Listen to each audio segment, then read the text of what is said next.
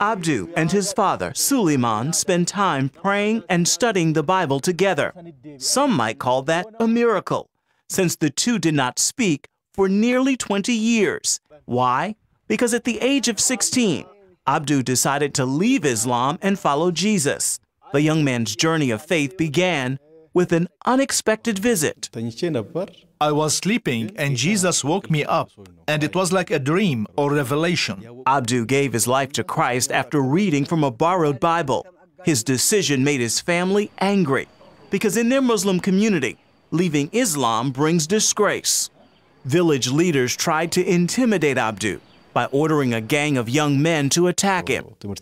As I was walking to school, this gang met me on the road and they beat me very badly with a rope. They asked me if I was going to continue to be a Christian and if this was my final decision. They said if it was, they would kill me. Still, Abdu refused to renounce Jesus, and his father became so angry that he tried to kill Abdu.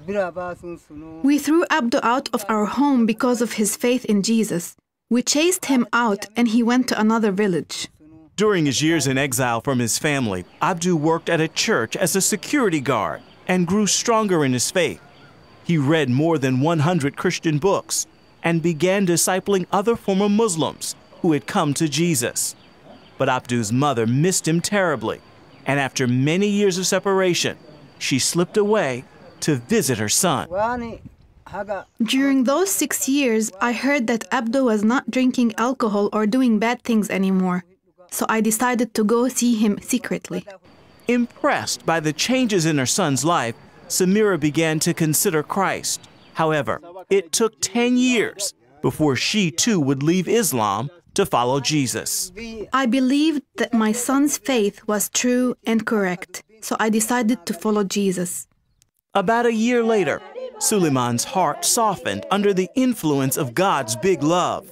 Now he and the rest of his family, about 40 of them, are all Christians. This hut on the family property is now a place of worship to the Lord and for hearing the gospel. I'm very happy that my family has come to Jesus.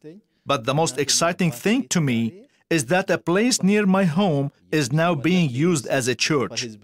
People are coming and praying and giving their lives to Christ. Abdu is now a missionary to Muslims in areas that are hostile to the gospel. As for Suleiman, while he and his family are persecuted for their faith, he says he's not about to return to Islam, and he looks forward to eternity with the Lord. The fundamentalists can do their worst to us. Even if they kill us, we're not afraid because Christian believers will bury us.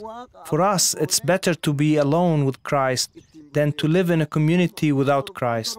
We don't feel fear. These days for us are not a threat. Ephraim Graham, CBN News.